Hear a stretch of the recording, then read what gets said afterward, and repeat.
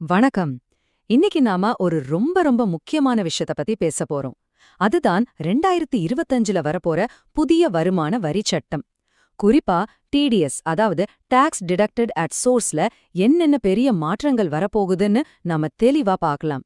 நீங்க ஒரு salaried பர்சனா இருந்தாலும் சரி, இல்ல ஒரு பிசினஸ் பண்றவரா இருந்தாலும் சரி, இது உங்களுக்கு நிச்சயமா ரொம்ப யூஸ்ஃபுல்லா இருக்கும்.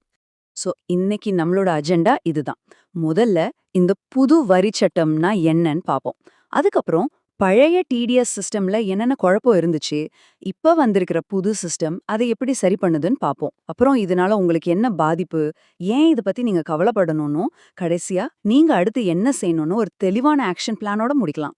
சரி, வாங்க முதல் பகுதிக்குள்ள போகலாம். இந்த பெரிய சட்ட மாற்றத்தோட பேசிக்ஸ் என்னன்னு முதல்ல புரிஞ்சுக்கலாம். நம்ம எல்லார்கிட்டயும் இருக்கிற ஒரு கேள்வி இதுதான்.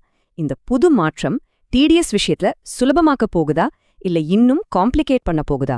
வாங்க இதுக்கான விடைய நாம சேர்ந்து கண்டுபிடிப்போம். இங்க தான் இருக்கு முக்கியமான விஷயம். பல வருஷமா கிட்டத்தட்ட 60 வருஷத்துக்கும் மேல நம்ம ஃபாலோ பண்ணிட்டு இருந்த 1961 வருமான வரி சட்டத்தை மாத்திட்டு ஏப்ரல் 1, 2026ல இருந்து புத்தம் புதுசா வருமான வரி சட்டம் 2025 அமலுக்கு வரப்போகுது. இது நிஜமாவே ஒரு மிகப்பெரிய மாற்றம்.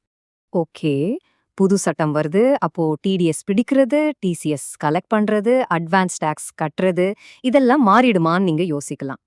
அதுக்கு பதில் இல்லவே இல்ல. உங்களோட அந்த அடிப்படை கடமைகள்ல எந்த ஒரு மாற்றமும் கிடையாது. வரி செலுத்துறவங்க கடமை அப்படியே தான் இருக்கு. சரி, இப்போ அடுத்த பகுதிக்கு போலாம். நாம விட்டுட்டு வரப்போற அந்த பழைய சிஸ்டம் ஏன் அவ்வளவு குழப்பமா இருந்துச்சுன்னு ஒரு சின்ன ரீகேப் பாத்திரலாம். சும்மா யோசிச்சு பாருங்க. பழைய 1961 சட்டத்துல டிடிஎஸ்க்கு மட்டும் செக்ஷன் 192ல ஆரம்பிச்சு 194டி வரைக்கும், அதாவது 30க்கும் அதிகமான தனித்தனி செக்ஷன்ஸ் இருந்துச்சு. ஒவ்வொரு பேமெண்ட்டுக்கும் எந்த செக்ஷன் என்ன ரேட்டுன்னு தேடி கண்டுபிடிக்கிறதே ஒரு பெரிய வேலையா இருந்துச்சு இல்லையா? ஆமாங்க, அது நிஜமாவே ரொம்ப குழப்பமா இருந்துச்சு. சரியான செக்ஷனை கண்டுபிடிச்சு கரெக்டான ரேட்ல டிடிஎஸ் பிடிக்கிறது பல பேருக்கு பெரிய தலைவலியாவே இருந்துச்சு. உங்களுக்கும் அந்த அனுபவம் இருந்திருக்கும். இந்த எல்லா குழப்பத்துக்கும் ஒரு முற்றுப்புள்ளி வைக்கத்தான் இந்த புதிய கட்டமைப்பு வந்திருக்கு. அதாவது வரி செலுத்துறத சிம்பிள் ஆக்கணும், தேவையில்லாத கேஸ்களை குறைக்கணுங்கிற நோக்கத்துல தான் அரசாங்கம் இந்த மாற்றத்தை கொண்டு வந்திருக்காங்க. இது எப்படி வேலை செய்யுதுன்னு இப்ப பாப்போம். இங்க பாருங்க, இதுதான் அந்த கேம் சேஞ்சர். 30க்கும் மேல சிதறி கிடந்த அத்தனை செக்ஷனையும் ஒன்னா சேர்த்து இப்போ வெறும் 2 செக்ஷனுக்குள்ள கொண்டு வந்துட்டாங்க. ஆமாங்க, செக்ஷன் 392 மற்றும் 393. இது எவ்வளவு பெரிய சிம்பிளிஃபிகேஷன் பாருங்க. இதுல குழப்பிக்க எதுவுமே இல்ல.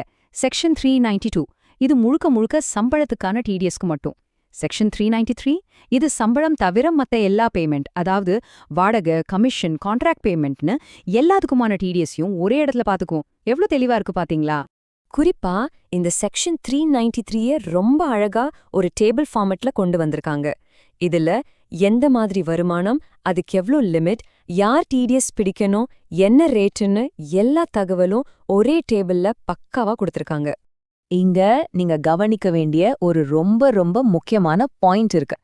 செக்ஷன் நம்பரும் அதோட அமைப்பும் தான் மாறி இருக்கே தவிர டிடிஎஸ் பிடிக்கிற பெர்சன்டேஜ்லயோ, அதாவது ரேட்ஸ்லயோ, இல்ல அந்த பண வரம்பு, அதாவது த்ரெஷோல்ட் லிமிட்லயோ எந்த மாற்றமும் கிடையாது.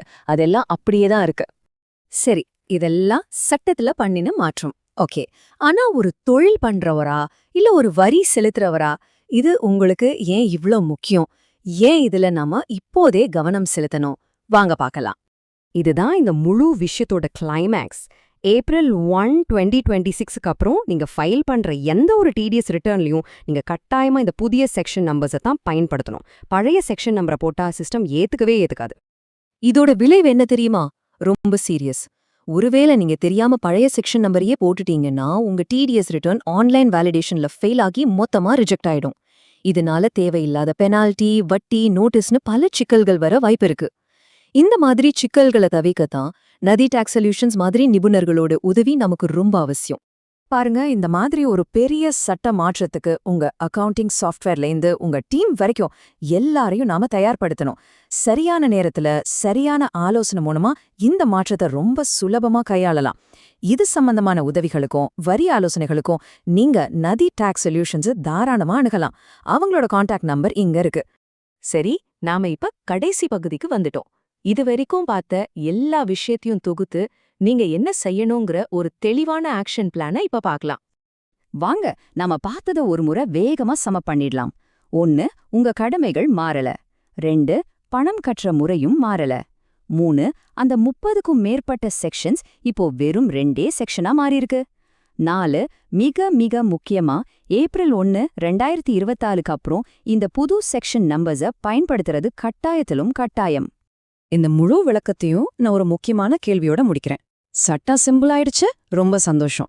ஆனா அந்த மாற்றத்துக்கு ஏத்த மாதிரி உங்க அக்கவுண்டிங் சாஃப்ட்வேர், உங்க டீமோட வேலை செய்யற முறை இதெல்லாம் அப்டேட் ஆகி ஏப்ரல் 1, 2026க்கு தயாரா இருக்கா?